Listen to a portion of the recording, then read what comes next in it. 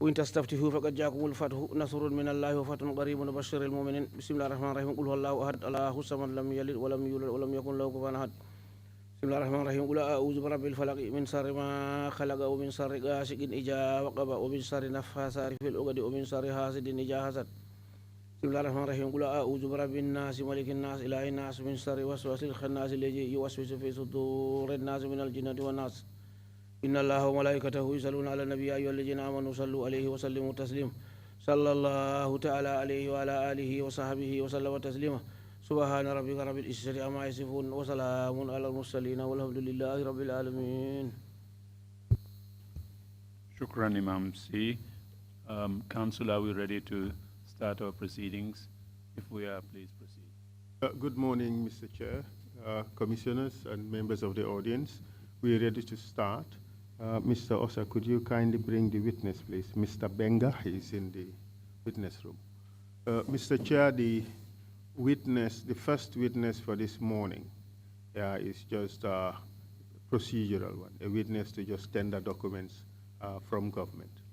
So he's a representative of the Ministry of Justice to submit to the Commission the report of the Commission of Inquiry on the students' disturbances of April 10, 11, year 2000.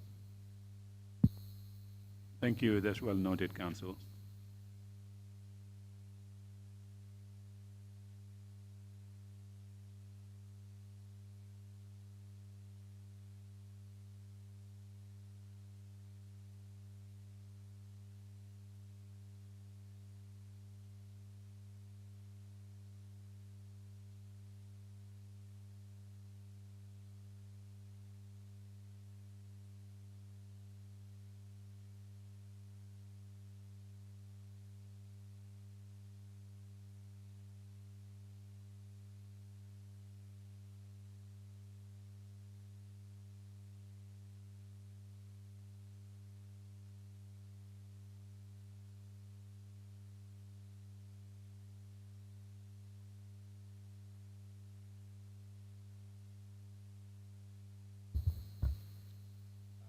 Is that the right one, sir? All right, thank you. I, Bingadi, do swear that I'll speak the truth, the whole truth, and nothing but the truth. So help me God. Thank you very much, sir. Kindly take a seat.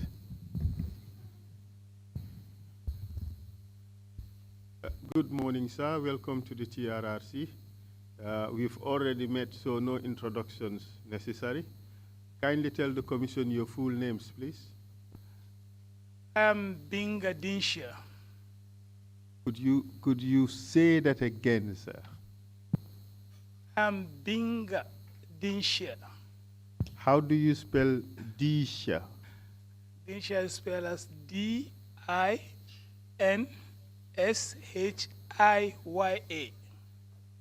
Thank you very much for that. Thank you. Where do you work? I work with the Ministry of Justice. And what is your position at the Ministry of Justice? I'm the Director of Civil Litigation and International Law. We had submitted a request to the Ministry of Justice to submit certain documents to the Commission. Are you aware of that? Very well. And kindly tell us why you are here today. Thank you very much. I'm here today to submit the report on the Commission of Inquiry into the public disturbance of 10th and 11th April 2000. And who authorized you to come and submit these documents? I'm here on behalf of the Solicitor General and Legal Secretary. And do you have the document in your possession? Yes. Could you kindly produce the documents to the Commission? Very well.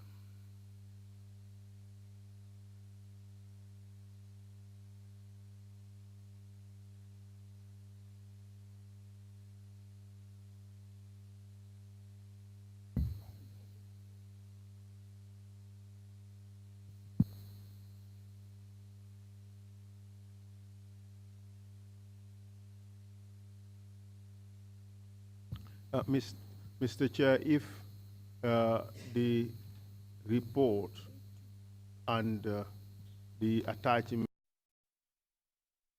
accepted, this would be exhibit 0082. Thank you, Council.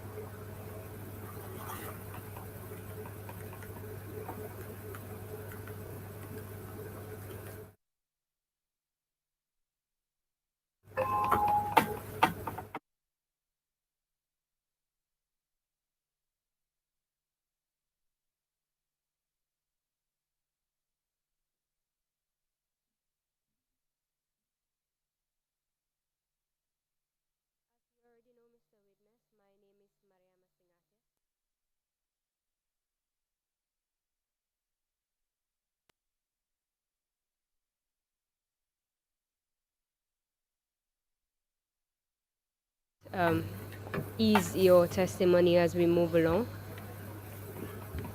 There is simultaneous interpretation going on as we speak, so I'll advise that you speak slowly so that the interpreters can get all that you're saying. Also, if I ask a question, I'll advise that you wait for at least 3 seconds before you answer the question. Okay. Whenever I ask a question that you do not understand, please do not hesitate to let me know, and I'll either rephrase the question or explain it to you. Okay, Council. So we'll start now. That is, if you're ready. Very much ready. Alhaji Nyabali. Tell us when and where you were born. I was born on the 27th September 1974 in the township of Misira near Bansang. We call it Bansang Misira, CRR South.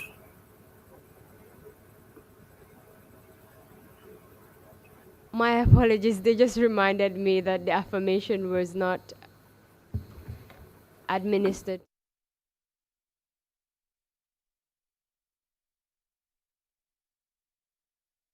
Because you didn't take your affirmation. All right. So can you please repeat after me? I, Please state your name. Alhaji Nyabali, Do affirm that do affirm that I will speak the truth,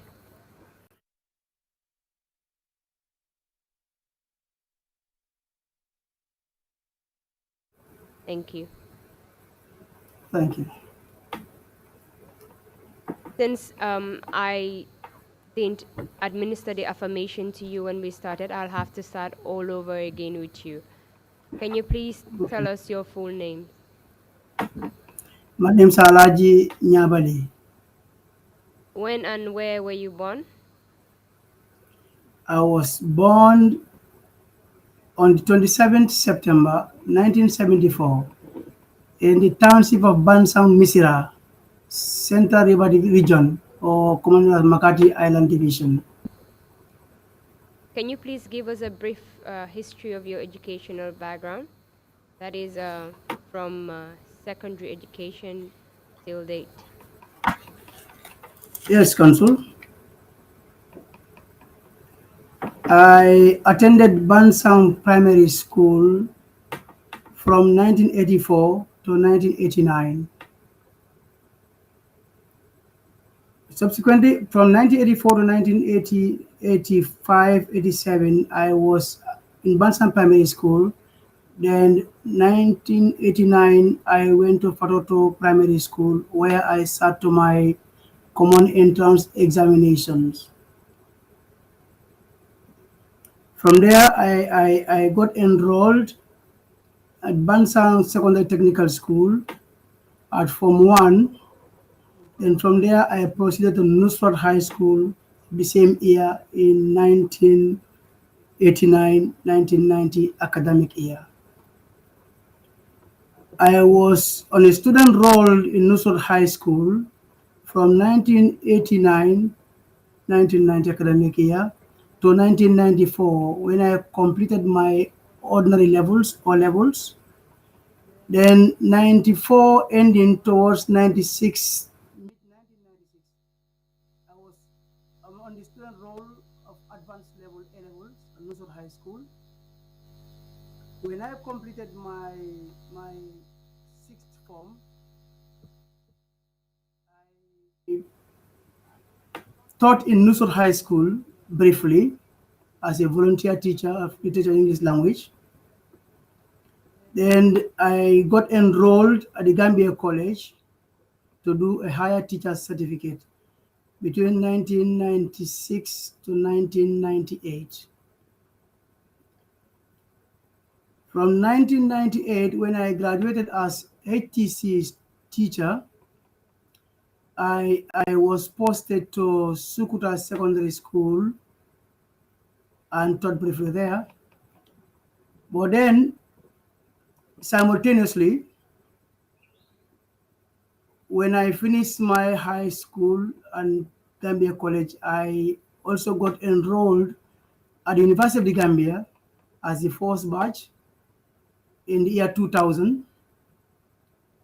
Scroll through to 2005 when I graduated in double bachelor's degrees, English language and world history. That was my academic career in the Gambia. In okay,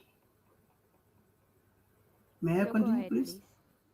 Okay. From there, when following some of the problems I had with the government of the then government of Yaya Jammeh, I left the Gambia. I came to Europe, and I went to Gibraltar where I studied my master's programs. I couldn't continue to complete it because of lack of funds. I came to Spain. In Spain here, I did series of courses, security courses, internet hackings, IQ, and diplomacy. I did most of those courses here in Spain. From year 2007 to 2014, I was working and then doing courses also. Yes. Thank you very much for that brief details. Can you please tell us about your activities while you were at the Gambia College from 1994 to 1996? My activities were many because I was an HTC student, and being a HTC student, I was involved in student politics.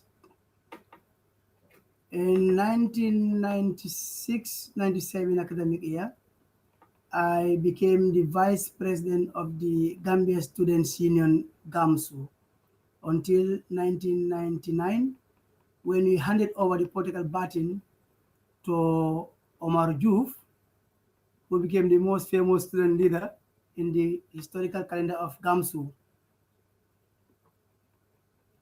I was also playing football. I played soccer and many things in the Gambia College, but my role as a student leader was basically in GAMSU, and also head of the ACS department or society in the Gambia College. Yes. In the year 2000, can you please tell us what you were doing, what you were involved in? Yeah, the year 2000, I was enrolled at the Gambia College as a degree student. And actually, I was involved in student activities because we handed over the political baton to Omar Juf and his executive. And automatically, president, vice president, and secretary general becomes automatic members of GAMS leadership to be advising them in case they come across certain problems. I was involved in the student activities at the time, and university student politics also. I became the campaign manager for most of the student leaders there, especially Vicente Gomez, before he became the president of student union at the University of the Gambia. I was his campaign manager. And then, we spread vital politics in the University of the Gambia because the university went through us. We have received testimony that in the year 2000, April to be precise, an incident occurred that eventually changed the face of student unionism in the Gambia. Can you tell us about that? Yes, Council, I can delve into that too. The circumstances leading to April 10th and 11th, as well as up to April 12th, was as a result of one of our colleagues in the name of Ibrahim Bari, who was allegedly tortured by the fire servicemen at Brikama Station, and the rape case of one of our colleagues from Brikama Junior Secondary School, Binta Mane. Whilst Ibrahim was a student at Foster Secondary School, Binta was a student at Brikama Junior Secondary School. From our inquiries and investigations, before the incident, I personally never knew Binta was a teenager. It was after our investigations, myself and some other students, we realized that this was a small girl who actually was violated by some of the unidentified uniform personnel at the Independence Stadium during the inter-schools competition. Can you tell us how to... Sorry. Go ahead. Can you tell us how you came to know about this incident? Yes, Consul, I can do that. It was on one fine day, I think that was on Monday, I went to Ministry of Education to make some inquiries about our salaries. When I was coming out of Ministry of Education Quadrangle, Banjul, I met with Omar Juf, who actually was the president of GAMSU at the time. We greeted each other and he said to me, Mr. Nyabali, you know what happened? I said, no. He briefly explained to me what happened to Abraham Barry's case and allegedly Bintamani's case also. I said to him, okay, you know what we should do? Why not go upstairs and try and talk to the PS? I think the PS, permanent secretary at the time, must have been Dr. Seydou Jallo. And the Minister of Education at the time was SOS, was Andres Nongjata. I told him, go there and try to see them because, this is very important. Omar was wearing a traditional gown, so to speak, long one. He said, okay. He went upstairs. Then I also proceeded on my way. I went out. How he ended with them, I don't actually know. But later on, I was told by Babu Karan that Nyabali, you see what happened now? He explained the whole scenario to me. And Omar has been trying to make efforts to meet the authorities at the Ministry of Education so that the issue is addressed professionally. But unfortunately, Omar could not have chance to talk to the relevant authorities. So during that time, students became, most of the students were informed about what was happening, especially Brahma Bari's case. Gambia College students under Aliu Khan, who was the president of sub-union, were also trying to forge ahead to find out why this happens and the like. Please tell During us that, in what manner these incidents were communicated to the students. yeah, for Ibrahim Bari's case, Ibrahim was one of my personal students at Foster Secondary School. Ibrahim Bari, grade 10. I was taking them for literature and English language. Ibrahim Bari, actually, I was made to understand that he had a problem with one of his, I think, commerce teachers or so, over sitting arrangements. And then I think where Ibrahim was placed, he said the sun was affecting his eye. That's that's secondary information. I've not heard them from Ibrahim himself. I got that information from some of the students who were actually very close to me at the time. That was narrated to me. I said, but that's not fair, because he was my student. I know how Ibrahim was. Yeah. So according to when we made our investigation into the case, more especially Alaji S. Dabo, he was the vice president. With Aliu Khan, they were very much instrumental in trying to liaise with the authorities in Brikama to at least remedy the situation. Whilst Omar Juf, Babakar An, Timolo Jallo were in Serakunda and Banjul trying to fix things out in connection with Bindamani's case to make sure that there was an identification parade to identify the assailant of Bintamani. Ibrahim's case came like that. Do you know when the investigation started with respect to the case of Ibrahim Bari? Ibrahim's case, I was made to understand, I think it happens on the 9th of March. And then on the 10th, I think the news was brought to us that, Ibrahim died as a result of the torture received from these guys, the fire servicemen, because he was, you are told he was saved. His hands were removed. He was asked to carry some bags of cement from one point to another. Until at the end, one of the bags fell down and it was split. And the secondary information we got was Ibrahim was asked to eat that trifluorocarbon, so to speak, because that was the chemical used to make cement. So he was asked to eat that cement, and consequently, I think he could not withstand with the pain, and that caused his death. That was the secondary information we had. But then, because it was secondary information we have not heard from Ibrahim, he was dead, we took that story to be the gospel truth, that Ibrahim died as a result of torture and inhuman treatment that made it on him by the servicemen. Who gave you that information? That was from Molo. No, Babakar An. Babakar An, I think he was the Secretary Advisory Board of GAMS at the time, if I can remember fully. He was in picture and he was getting a lot of information because he used to come to my house with Molo Jallo, I think Babukar Jonka, and some other students, leaders, and Alaji Kamara, who is in America. We used to chat a lot about GAMSU because we went through GAMSU a lot of experiences and activities from 1992 to 2000 and to 2000 prior to Ibrahim's and Bindamani's case. Do you know if efforts were made by the leadership of the student union to liaise with the police with respect to the investigations?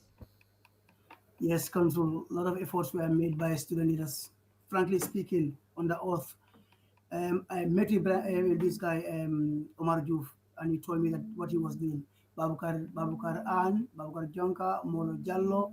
And in fact, there was a point in time once one of the students at the University of Gambia called Mahmoud Max Jallo, he was also very instrumental. He was also involved. We were all putting our heads together to see where to touch, and then so that things are solved in a very responsible manner. But more especially Omar Juf and Alaji S. Dabo, Aliu Khan did a lot to remedy the situation. But unfortunately, things fell apart. Can you please tell us some of the efforts that were made by the student leadership to resolve the matter? Yeah, meetings were convened in different places. One of the fundamental meetings that was held was at the Gambia College. I remember fully. The security top officers, I was told by Amolo that these guys were there, but he could not attend the meeting.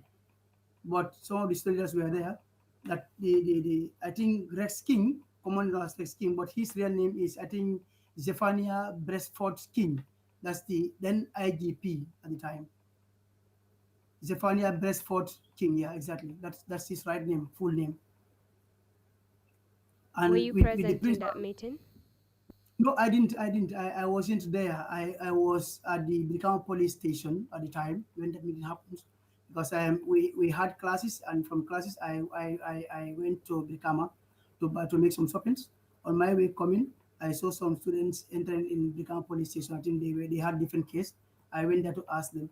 They said no, they were there to find out about Brahma's case and then liaise with the police of this place, fire service. And then one of them, I think that was Aliu Khan, he said, in fact, they were on their way to the Gambia College to have meeting with the security officers. I didn't go there actually because I was invited, and I came to know that when I was in the Kama. But different students, union, different student members, different areas were involved in different activities to make sure we all use our heads to make sure things are controlled in the way and manner in which we hope.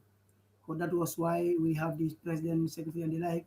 We all use our heads in different ways and tap different doors to make sure things are controlled.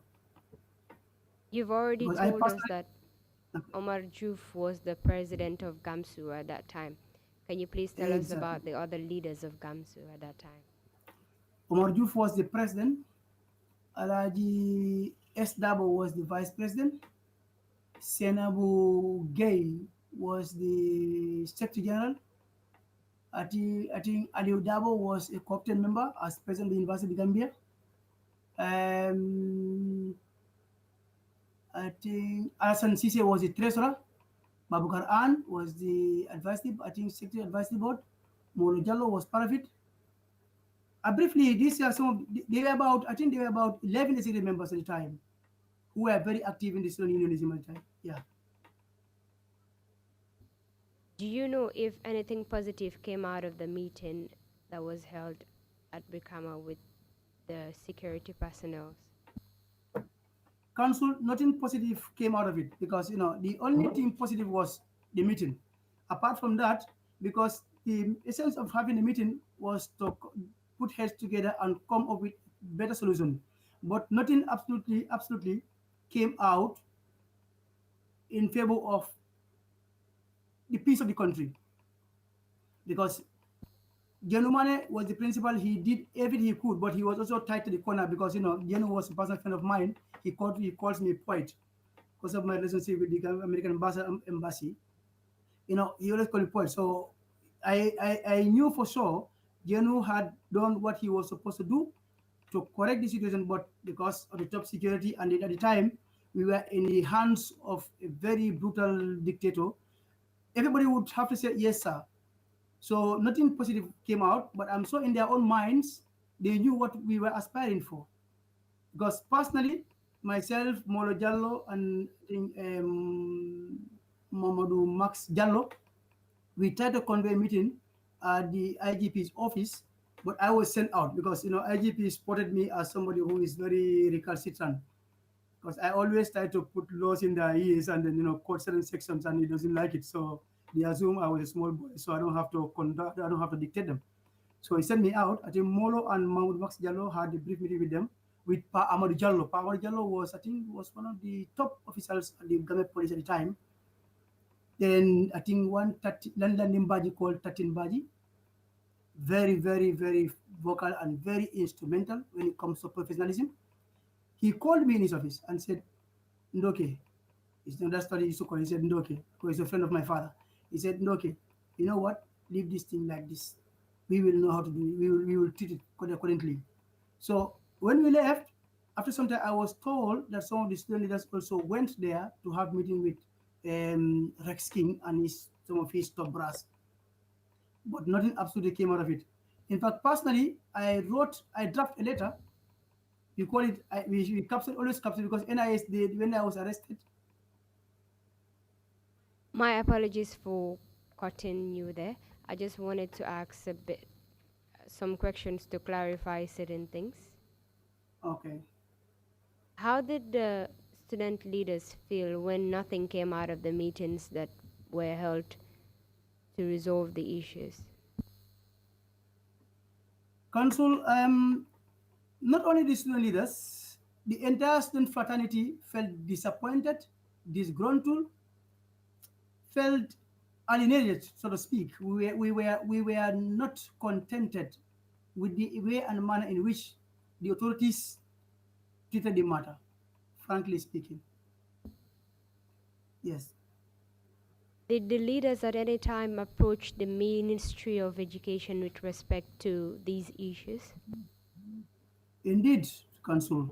As I told you at the beginning of my testimony, Omar Juf was very much instrumental in this case with Molo Jallo, Babukar, and even this guy, Aliu Khan, who was the president of the Student Sub-Union in Brikama, Gambia College.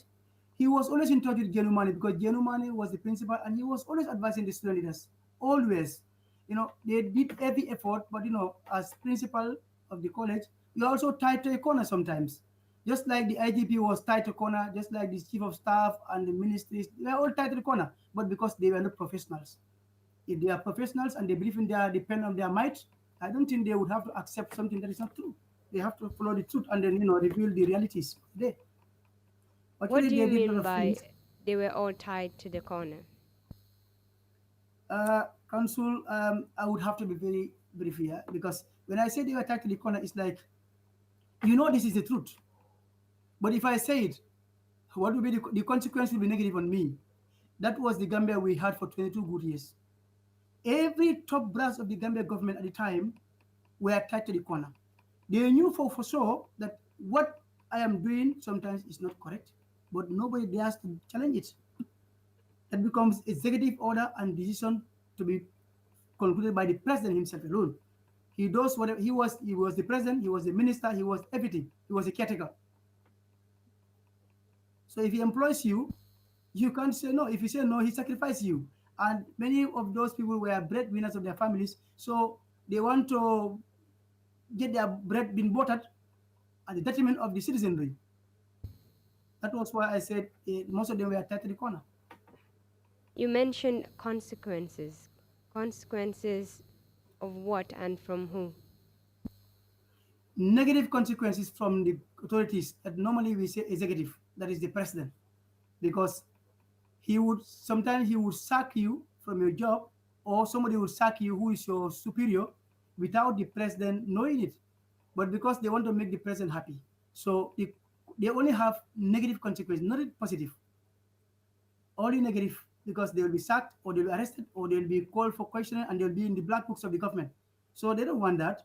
The best thing they could do was to say, yes, sir, and allow the dust to settle. Can you please tell us what came out of all these meetings, after the meetings, the futile meetings?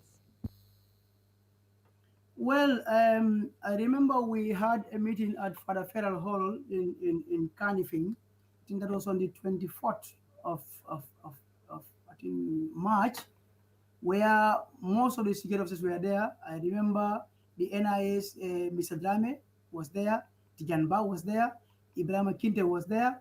I think police also, I saw one Boob there and one Dabo, one they call him Inspector Dabo, he was there. And the students were many, and sub-unions, secondary schools, people were many there. The press was there. They covered the whole thing. And a lot of efforts were made definitely to quiet the situation. Who was Tijanba? Tijanba was a personnel at the NIA. He was a staff at the Office of the President, National Intelligence Agency at the time. And who was Ibrahim Kinte? Kinte was also one of the operatives of NIA attached to the State House, but the NIA head office. Just like Ibrahim Drame also, I think he was director of terrorism and counterterrorism at the time. And were they invited to this press conference as well? Well, as far as Gamsu's scenarios were concerned at the time, security officers, you don't invite them. They just come on their own because they felt that Gamsu was up to something. That was the rumor they had. So, invited or uninvited, they would always participate. Can you tell us what the press conference was all about? It was to address some of the events surrounding Ibrahim Abari's case and Bintamani, and the efforts made by the student leadership to ameliorate, to at least resolve the problem, and then try to find solutions to the existing problems. That was why press, because we touched many doors, and all doors were like they were sealed to us. So one of the fundamental things we could do was to call for a press conference. Press is very powerful. Moment it is in press, it is in the media, the whole world is aware. So those who don't know what's happening, they could come up and then give us solutions.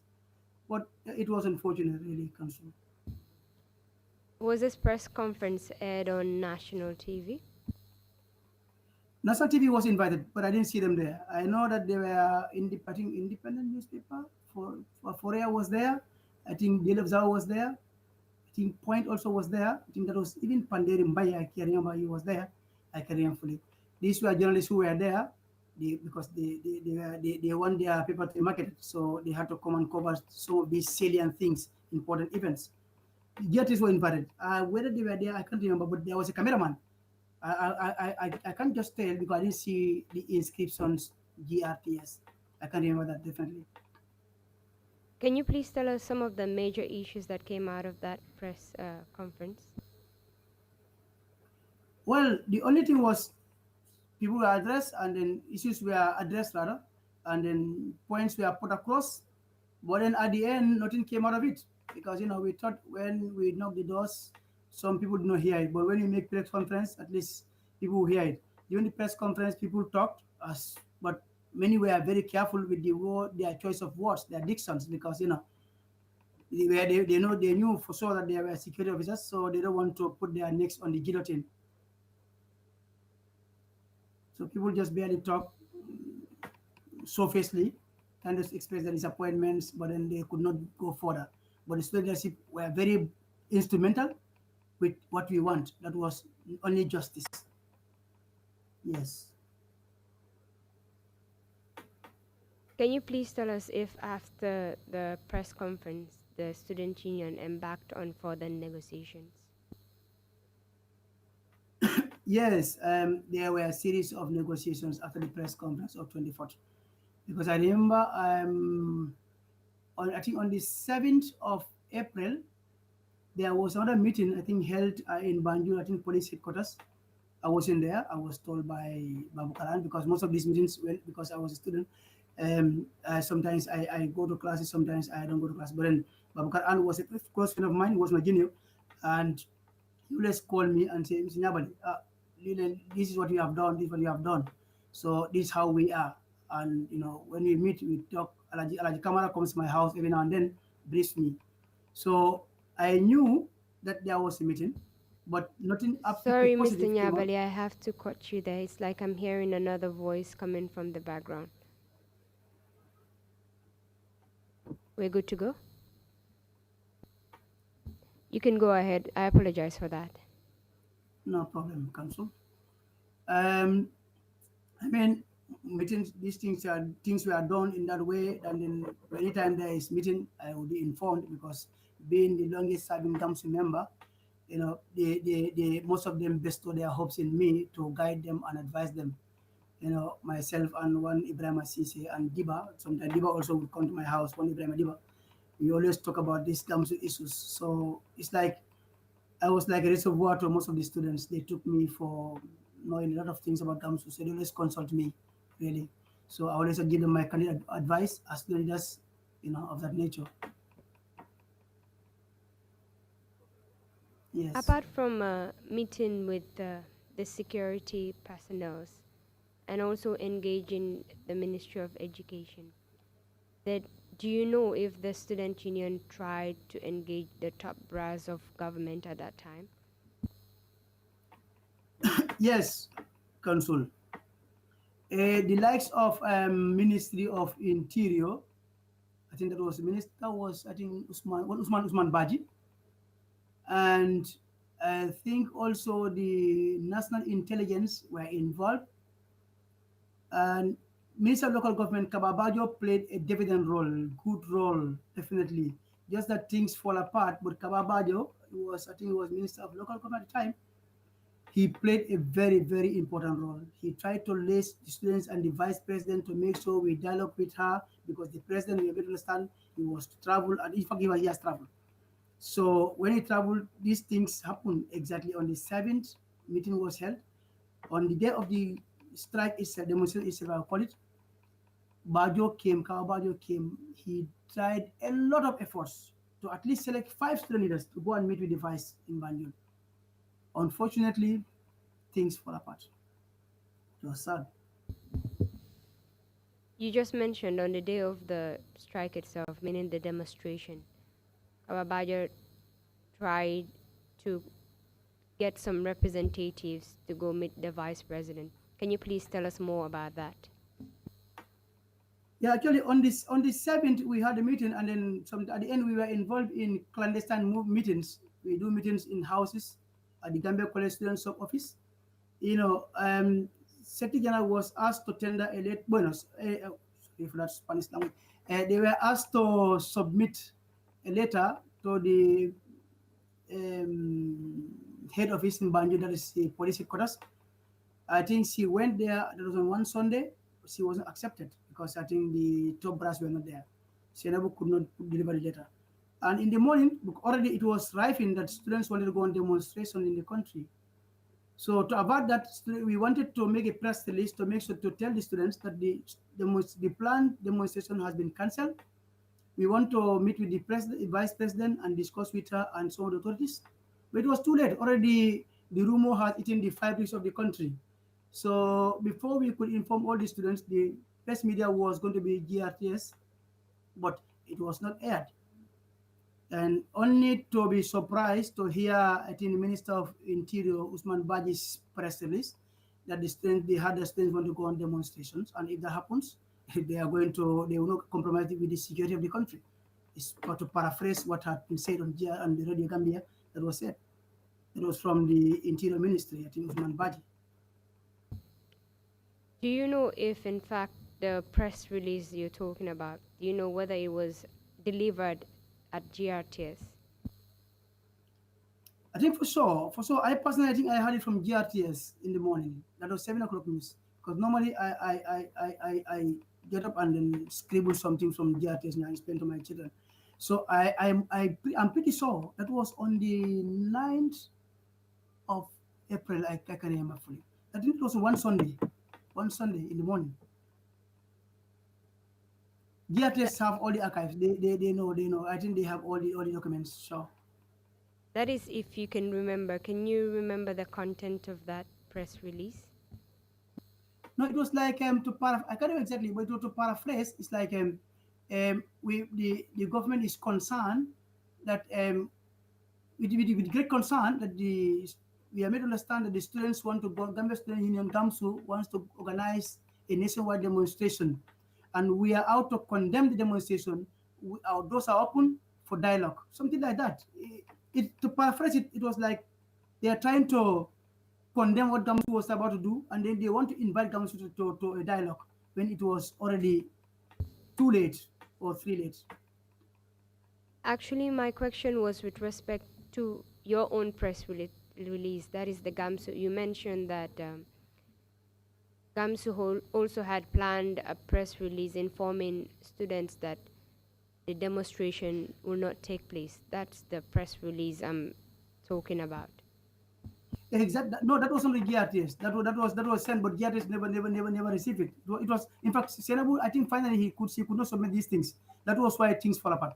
Because we would have told the students, and they would have heard it in the Radio Gambia, that the strike has been cancelled. But then it wasn't aired. It wasn't aired. It wasn't aired. I have not heard it. Nobody wanted to listen to GAMS all the time.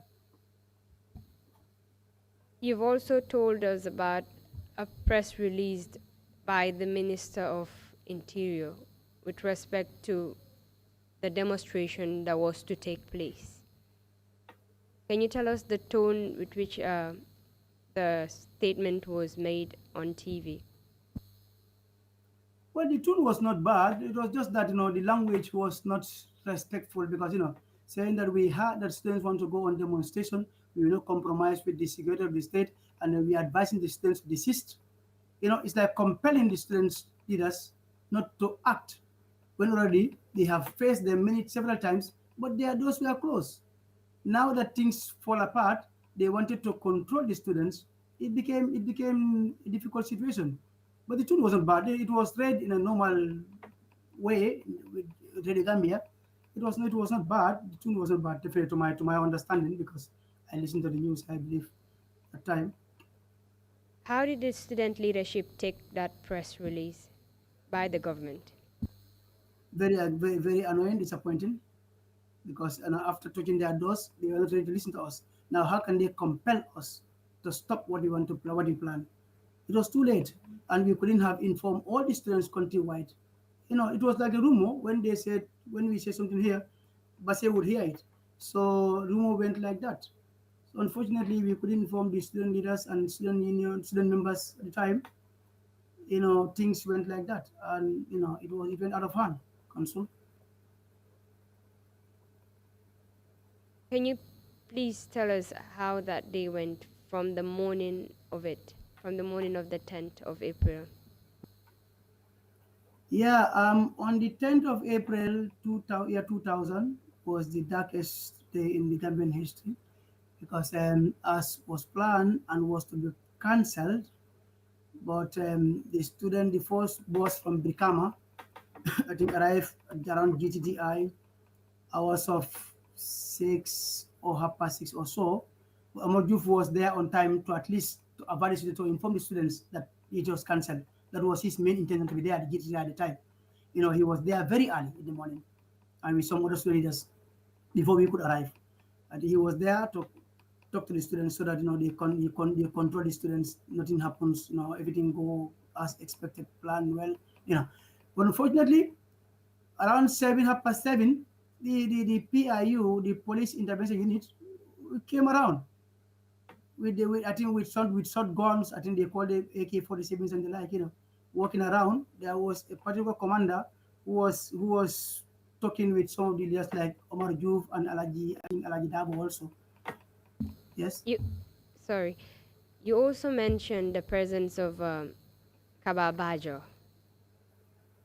Can you please tell us about that on the morning of the 10th? Yeah, Kababajo briefly came, and then he tried to lace with the executive of GAMSU and the vice president. He said, look, let's you guys, student leaders, the top leaders, you select 5 of you to go and we meet the vice. And she's ready to listen to you, she's ready to talk to you guys. And during that time, I think Kaba left or so. Babu Kare Jata, I think he came with this guy, Minister of Interior, Usman Baji. Usman Baji met Babu Kare on the ground. Then Babukar moved towards Jimpex area when some of the students were there at KTDI. Then that's where the whole thing started. The PIU started misbehaving, saying words which are not pleasing in our local language. At what time did Kababajo meet up with the students' leaders? That was around I think 7 or so. Around I was 7 and 8 more approximately, but it was 7 I'm sure because when some of the students were still in vehicles going to Banjul, that means it was not time for to enter the class. And were you present when he arrived? Yeah, I no. In fact, he met Babukar. This guy, Kawabajo met me on the ground, but I took my bicycle. I had a bicycle. I took my bicycle, went towards Iceman, no Ice Institute to meet with Moro Jallo there. I left him there. Then when I came, I didn't find him there. But no sooner I arrived than Babukar Jata arrived with Usman Baji. At the time he arrived, were the students already gathered there, or was it only the leaders that were there? There were some students. There were some students. Not only executive members. There were some students. Many, in fact, because G3I, the students were there because they had classes, normal classes. And like say Maska, some of the students were alighting from the bus. They also stood to watch what was happening, and some other schools around. Yes. You also mentioned the presence of Babukar Jata and Usman Baji. Yes. What was the role of Babukar Jata? I think Babukar, either he was passing by and saw the students group and then he passed by to address the students also because I saw him there. I don't know where the direction he came from. Saw him there on foot walking towards the student. In fact, he had his beret hung on the shoulder of the sleeve of his shoulder, the shoulder belt of the military. He came towards the students. He was talking. I think they surrounded him. He was talking. Then I came closer. Then he started moving with the students little by little towards Kimpex areas. And do you know his position at that time? That time, they call him the CDS, Chief of Defense Staff. You also mentioned the presence of Usman Baji. Do you know what role he played there?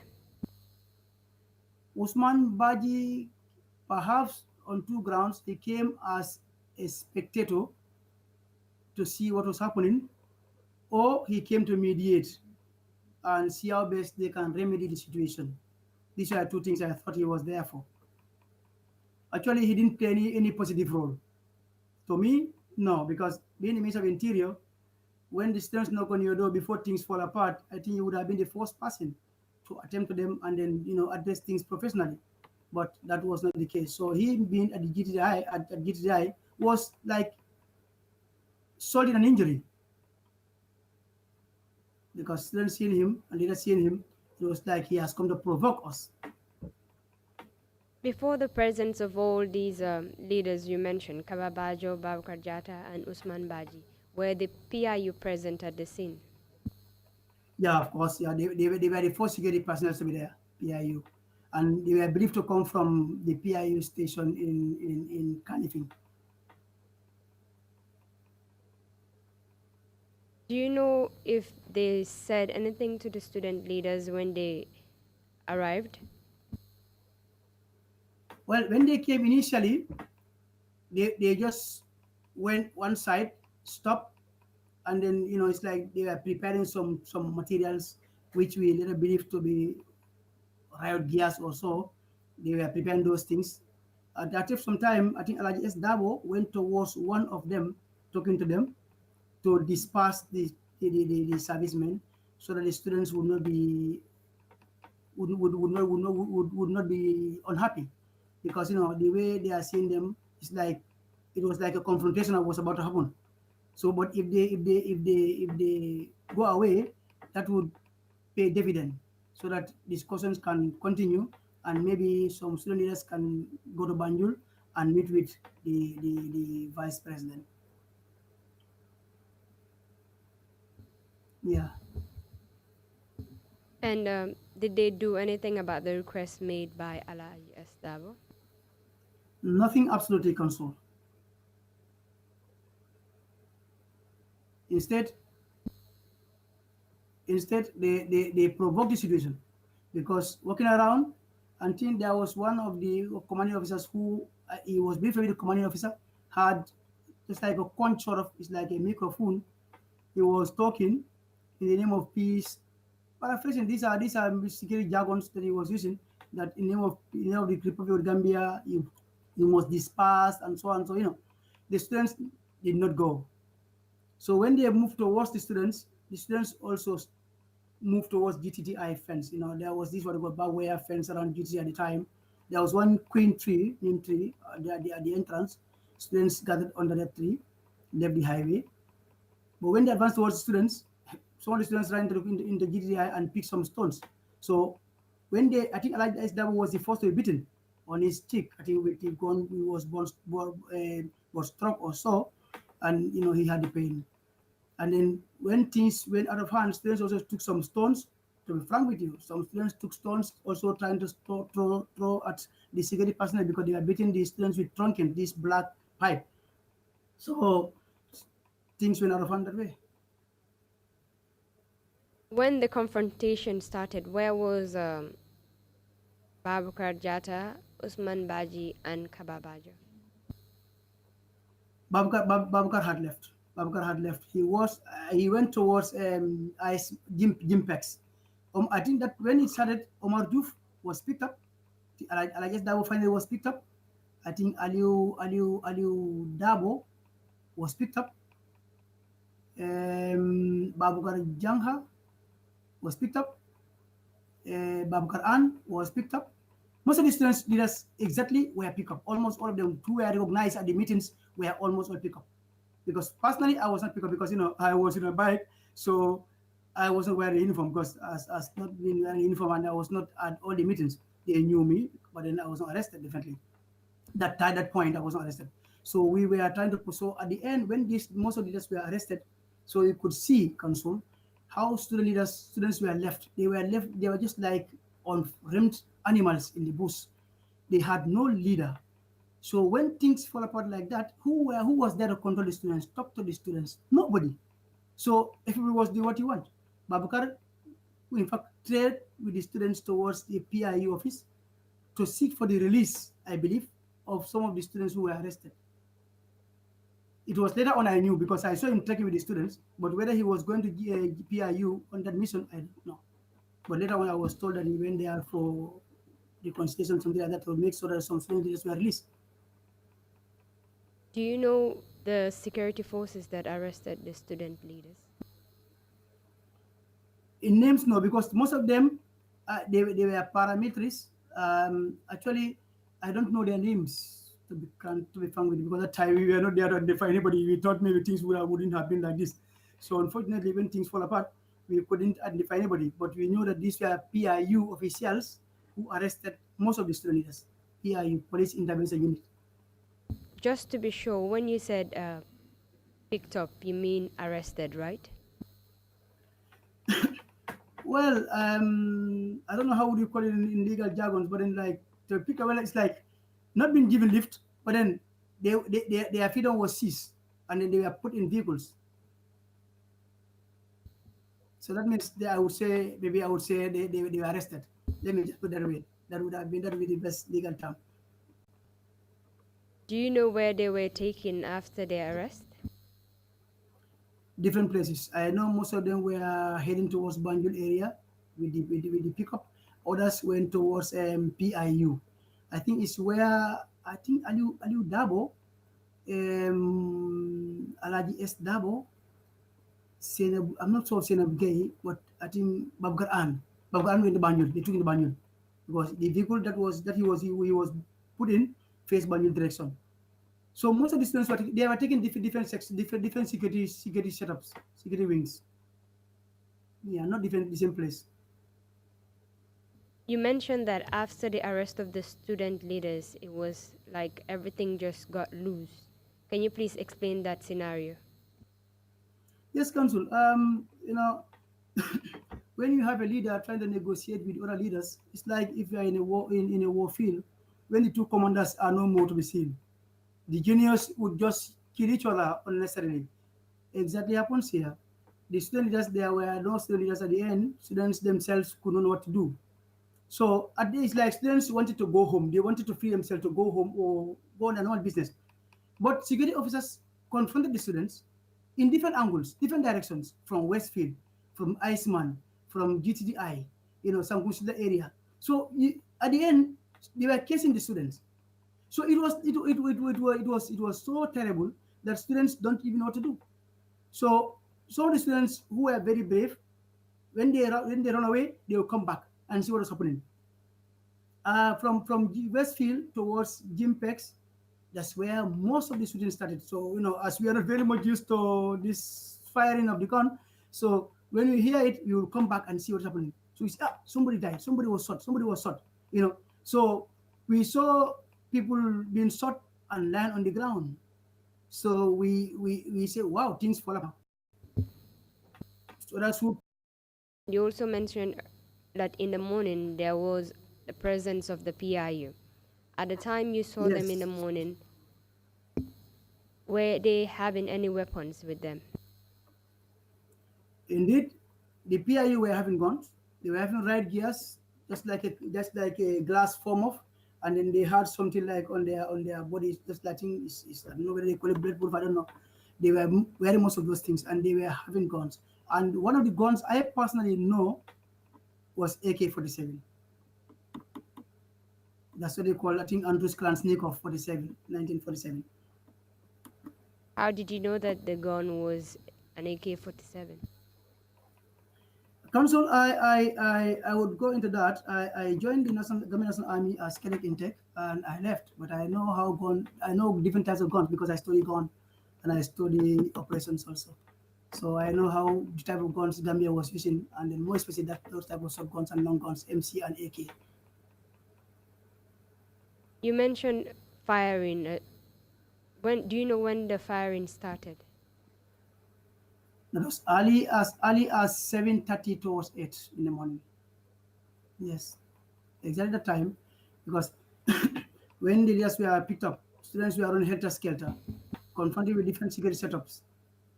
Because more especially Westfield area towards Gimpex is where I think you have a Gamtel of Gamtel was around the Westfield, around this hospital, the Johnson there. There was one Gamtel there. I don't know whether they're still guys being a while. I've not been in Gambia. That Gamtel was there. Students went there to attack the Gamtel. Perhaps the motive was, I don't know. Not only students, but there were some people who were also putting on Rasta. They called Rastafaris. They were also there with the students attacking the Gamtel. So we are running. My bicycle. In fact, I threw my bicycle away. I was running with some students. So the soldiers who came from Fajara barracks were there, and the tear gases were used because thick smokes were used. Okay. You mentioned that the student leaders were first arrested. From your recollection, could you tell whether the firing started before or after their arrest? No, the tear gas were used. That was the initial firing. The tear gases were used. But the live bullets, when they were used, I have not seen any student leader. The live bullets.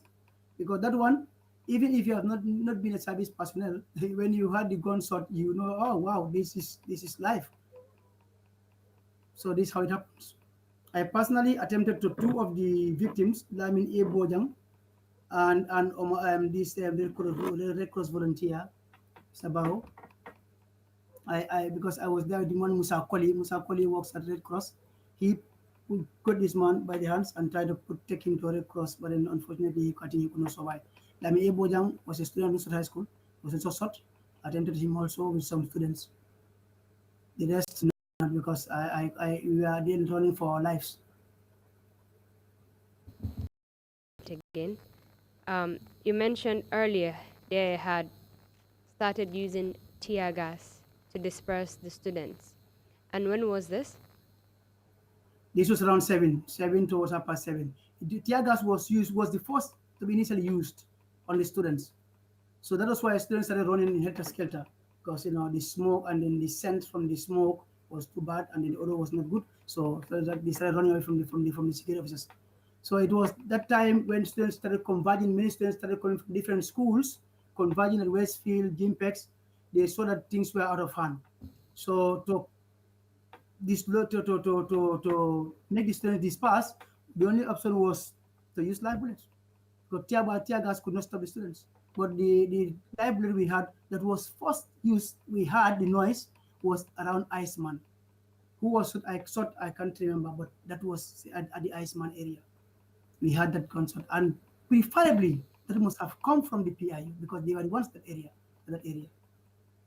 How could you tell that it was live bullets because you didn't see it?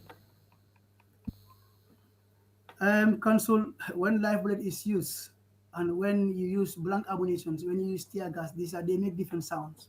And in fact, when live bullet is used, you can see the friction of fire. It goes to a distance, and when it drops somewhere, if it falls down on the ground, you'll see thick smoke, and then you hear explosion.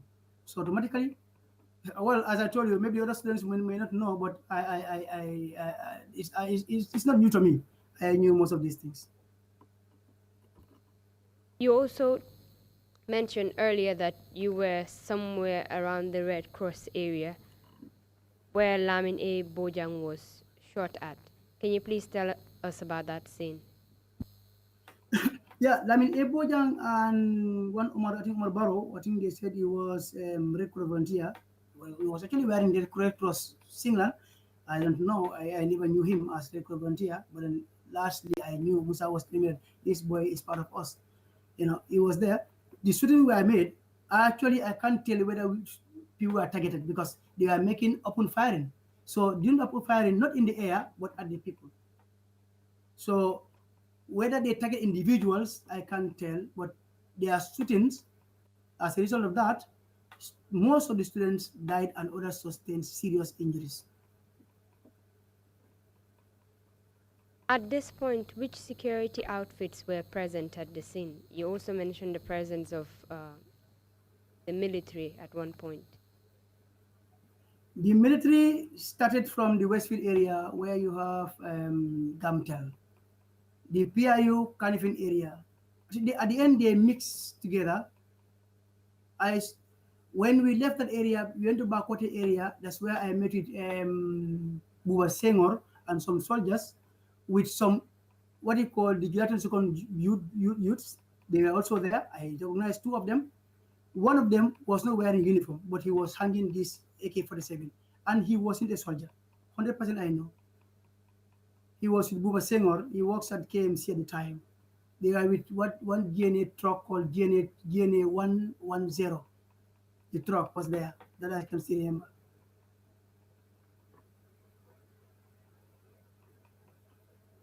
You mentioned 22nd movement. Who were those? There was one Aliu Jaju. One Aliu Jaju. This is a short guy. He is black and complex. The age must have been around 40s towards 50s at the time, I suspect. He was there, and he was wearing this short half gown with AK-47 hanging on his shoulder. And I knew him for being a member of the Latin Second, but he was never a soldier, not even security personnel that I knew. But he was with this guy, Seymour, at the time. Do you know, for example, where Aliu Jaju lived at that time? Or what he does for a living? I twice, because once we met in Kanilai, the other one was we met this place, Kanifing, with Baba Job, Baba Kajali Job. These two times I remember him, and then he's very close to. He's always at KMC. He was very close to this guy Seymour, Buba Seymour. And what were those July 22nd boys doing? Well, it'll be difficult to say. Perhaps they were there to protect the president's interest. That was what I saw. That's how I saw it. What did you see them doing? Well, this guy was hanging AK-47 with the rope like this, and Buba was pushing and pulling with some soldiers. What he was pushing and pulling with, I don't know. But later on, I saw them bundling him in the truck, Buba Senghor. So this guy also came very close to the truck and he stood with his gun. But he didn't aim, it was hanging on his shoulder. This what I saw at that place. There was one Gangwa, there was one filling station around there. That's what they were Tipagara Junction exactly. That is the junction exactly. One goes to Bakote, SOS, one goes to Sabiji, where you that's mini turntable there, or around about. And what did you do afterwards? Well, I saw the situation was very tense there, so I had to leave that area. I trekked towards Serakunda police station. With the intention to go to LK to see what was happening there. So when I left, I met with one KMC commander called Dembo Sani. He's from Bakau. He lives in Bakau. He said to me, Ndoke, where are you from? I said, my brother. He called me Junior. Where are you from? I said, Senior. This thing has taken different dimension because we have seen different people with different guns. I don't know. He said, let's go this way. I followed him. We scaled the fence at Serakunda police station because the fence was not high, and then parts of it was demolished. We scaled that area. We entered to Serakunda police station. Then he went other direction. I came out from the main gate towards the Serakunda market, facing Westfield again. Yeah. And what happened eventually? Westfield, it was 2 tents there. Firing was made, tear gases were used, lot of smokes were there, tires were burned in the streets. So things were 2 tents. At the end, I could not proceed towards this place, KMC area. I had to enter that hospital there. I think they called it Dr. Peters Hospital at the Westfield there. I entered there for some time. I came out. Then I took the other direction towards this place I call again, LK School. I take that area. When I met with Moro Jallo, Moro told me, look, let's go to Ice and see. And tell me the principal not to open the gate. I rushed that area also, but before I reached, students were out. So we could not stop the students. Then how I take towards the mosque in the pipeline, that highway, came down to American Embassy. Then I took the other way again towards Latikunda Iringanya.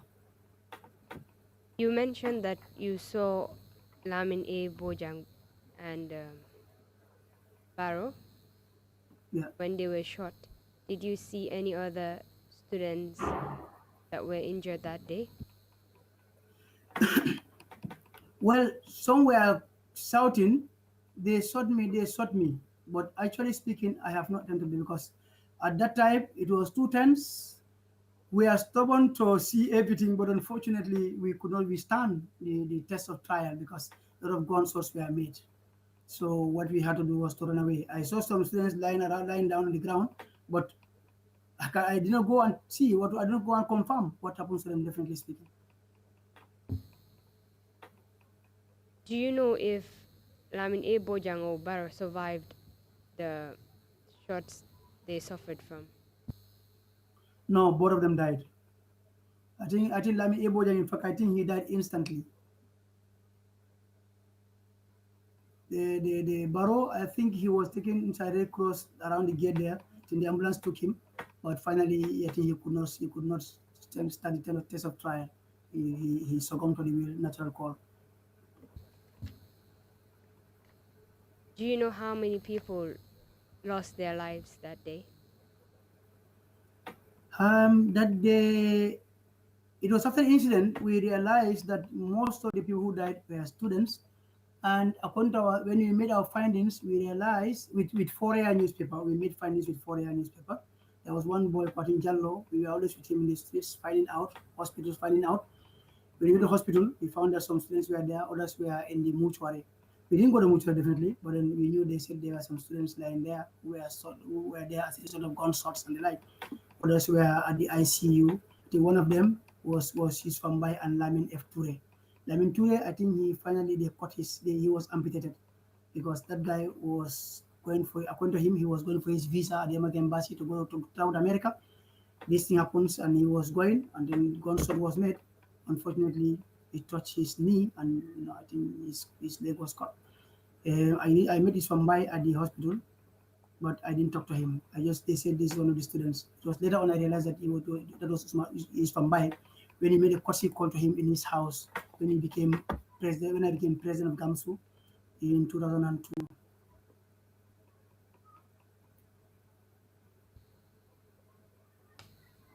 Briefly tell us what happened to you after this incident, because we have a very short window here.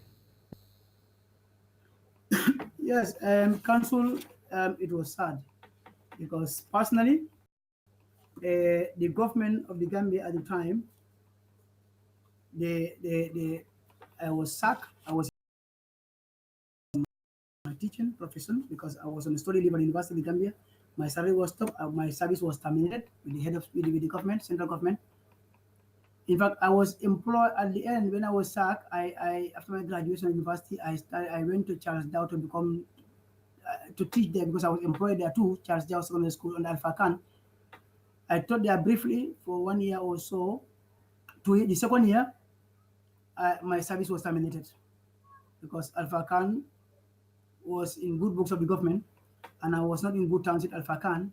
So the KMC, it was going KMC school, they stopped my service also. So I had no employment. My service was stopped. My scholarship at university was terminated. I got my scholarship at the university, it was terminated. I lost my compound to the state because the government seized my compound. And again, I was on the role of Social Security Housing Finance Corporation in 2005 to be allocated a plot of land in Jabang. I was called for interview. I went for it, and later on, they called me, they said, the plot cannot be given to me. I went there to find out and economic rise in the country. I had no employment until lastly in 2005 at the end, I applied to work at Gamstar Insurance Company as assistant administrator by Nongo Fall, a brave Gambian businessman for that matter. I must always applaud him because he is somebody who actually loves Gamsu. He was the only Gambian businessman who was always out to help the students, more especially Gamsu. Now you find Gamsu certificates there. Even the Ajame was there.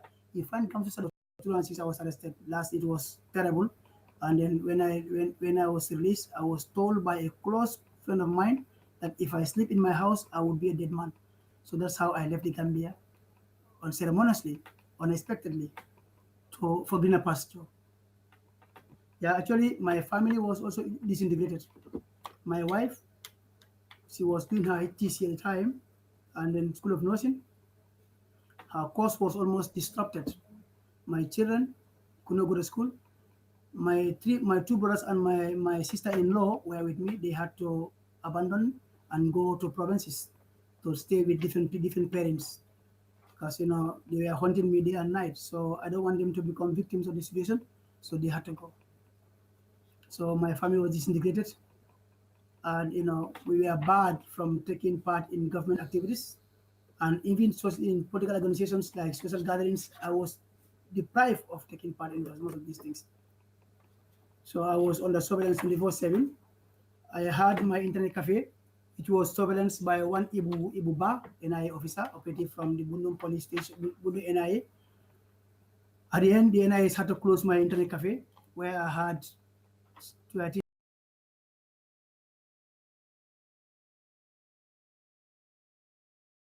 that coincided with Freedom Newspaper saga, and then they took my computers away. They gave me one of the computers, the rest were left with them.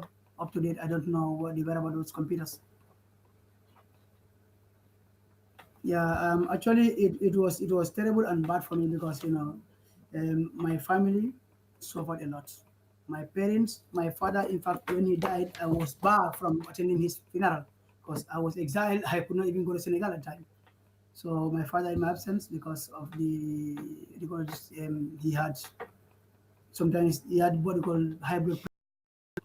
Because of that, my father died when I left because they couldn't withstand being the breadwinner of the family, being in that situation. Now I was jobless. Sometimes we used to go and bake bread from the Tani Highway. There was one bakery. My wife and I, with one of my best friends called Alcalo Jabate, Bakar Jabate, who lives in Bundu. He used to accompany me anywhere I'm going. We go and buy dry bread from there. We come and put it in the milk. We used to buy milk from one called Saw in Bundu. We use that one to to eat as our dinner. I note from your statement you submitted at paragraph 38 that you were arrested 7 times Yes, Council. after the incident of April 10 and 11. April 10 and 11. Yes, Council. And in each of those times, you were harassed and intimidated by security officers. Yes, Council.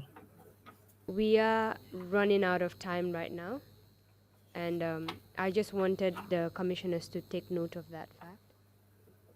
Thank you very much for answering all of my questions. And thank you for making yourself available on short notice as well. No problem, Council. Mr. Chairman, I'll hand over the witness to you for further questions. Thank you very much indeed, my counsel, and thank you, Mr. Laji Nyabale, for your testimony and for agreeing to come and testify before the commission. You're another one of those victims who suffered a lot, not just you, but also members of your family. Commissioners, if you have any questions, please indicate. If not, Mr. Nyabali, if you have concluding remarks to make, please proceed to do so now. Good morning, Mr. Chairman. Good morning, members of the TRRC, one of the most credible and noble commissions ever in the history of the world. We have witnessed and read a lot of the commissions set all over, but under Dr. Sise and Issa Fall is a unique one. And first and foremost, I will only advise the Gambians from the top brass to the caretakers of the country. We know the TRRC of this commission is not been set to make a joke or witch hunt anybody.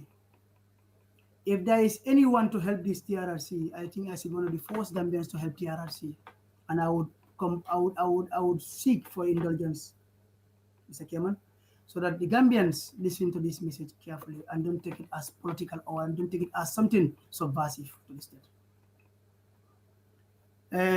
This Noble Commission of TRRC is a commission tasked with the responsibility of discovering and revealing past wrongdoings by the former government with the hope of resolving conflicts left over from the past.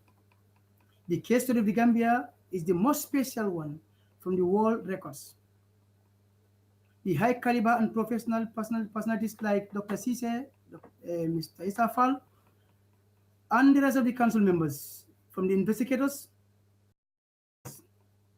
this commission is one of the most noble ones. Let's respect this commission. Let's wait for the outcome of this commission. These people at the high table there, helping the Gambia, they have sacrificed a lot.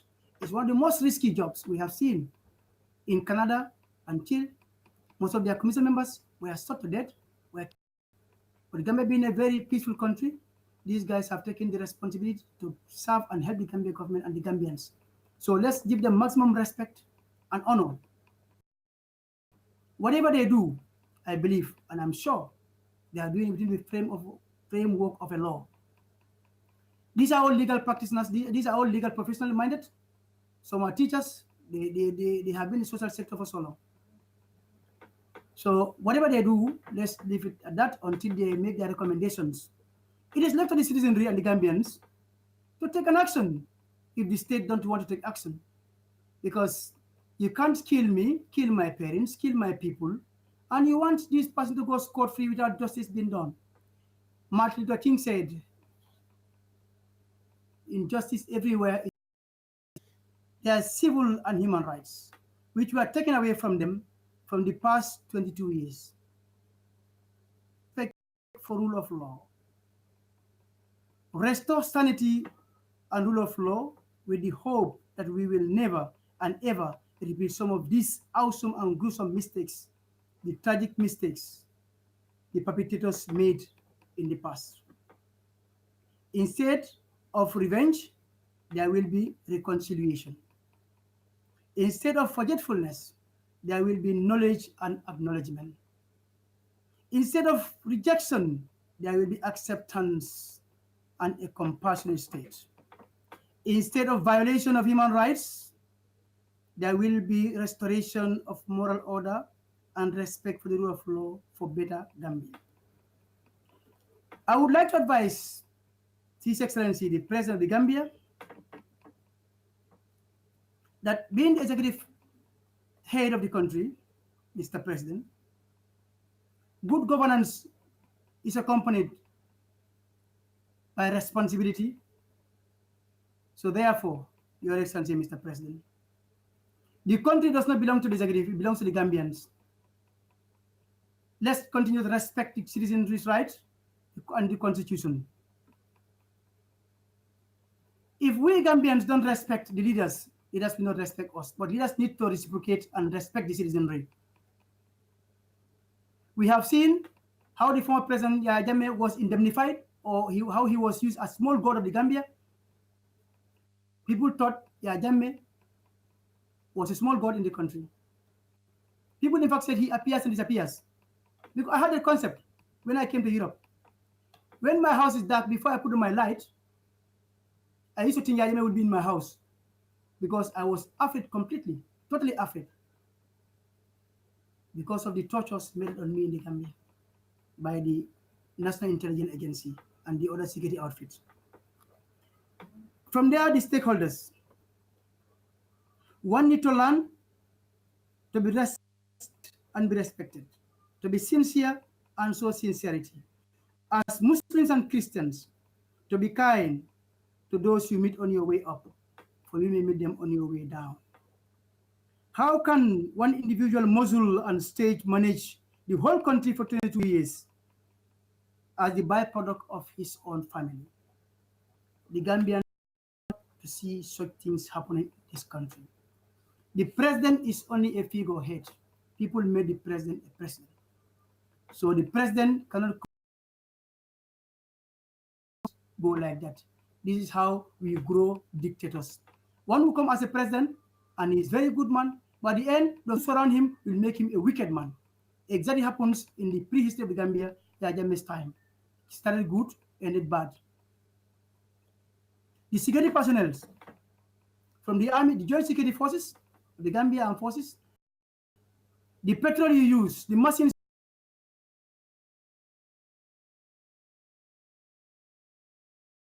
have been paid from taxpayers' money.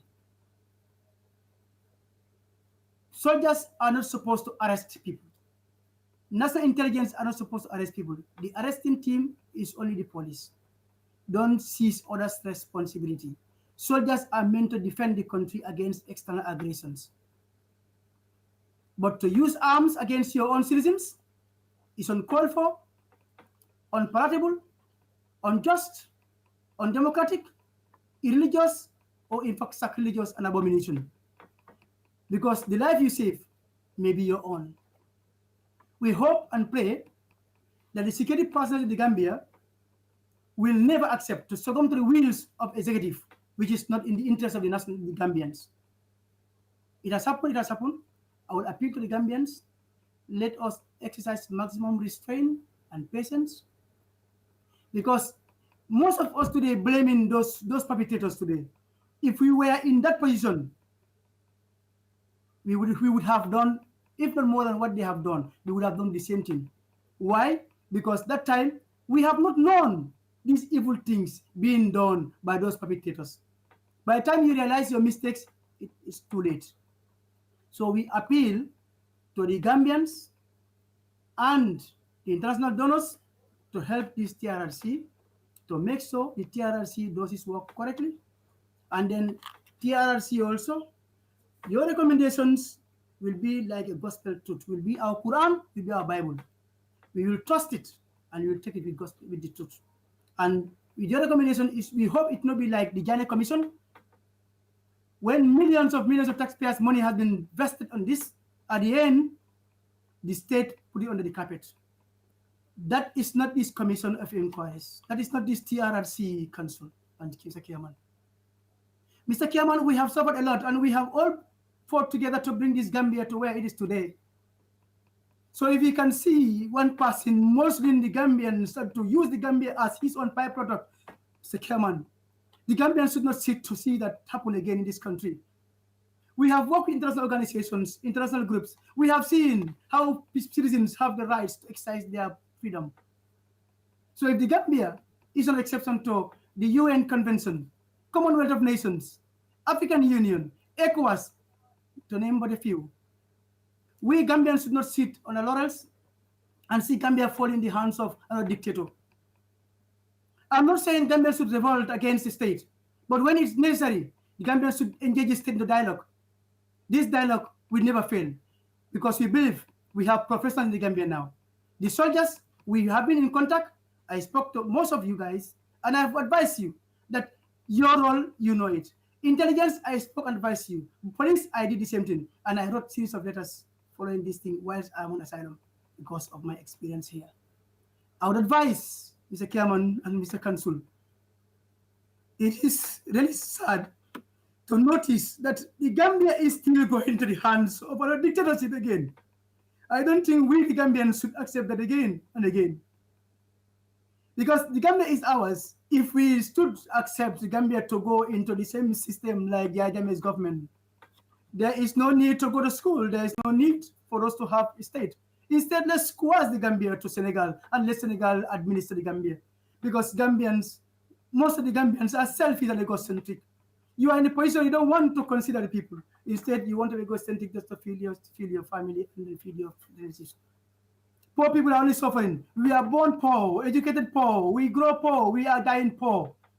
Those who are at the helm of the administration, Mr. Chairman, are abusing the offices, abusing our resources. We have the espionage section, we have the economic section, we have the subversive of the intelligence. What is their role, Mr. Chairman? Why can they engage the president on the level discussions to make sure the Gambia is ours? Let us respect each other. Let us respect the Constitution. Without respecting the Constitution, Mr. Chairman, it becomes sad because I, for one, being in Europe, I don't want to be in Europe. I want to home to kindness. I want to be with my family. I want to be with my loved ones. I want to contribute to national development. But how can I do that when I don't have the responsible government, Mr. Chairman? We want to have responsible government. We want to make sure those who are the helm of the administration consider the plight of every Gambian. We sacrifice our lives, we sacrifice our jobs, our studies to make what Gambia is today. We were arrested several times, we were tortured, we were beaten with guns, pistols, we were cased, our families were deprived, our friends were barred from working in the government because of our reason, because of their rapport with us. Our compounds were seized, our assets were frozen. We had no fundamental rights in the Gambia. We cannot participate in neither socio, political, and economic. Mr. Chairman, it is sad. When I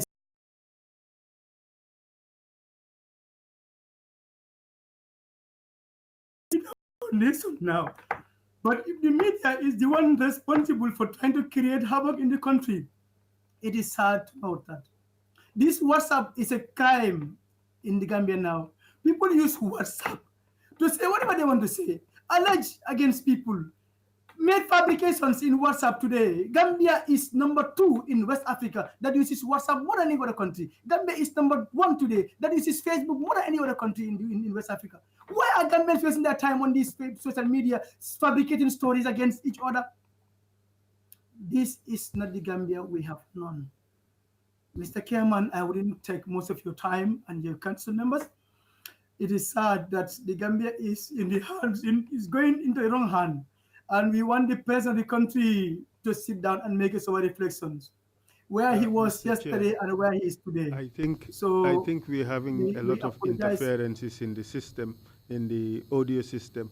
I would suggest that the witness would send his address to the commission so that it will be taken into account.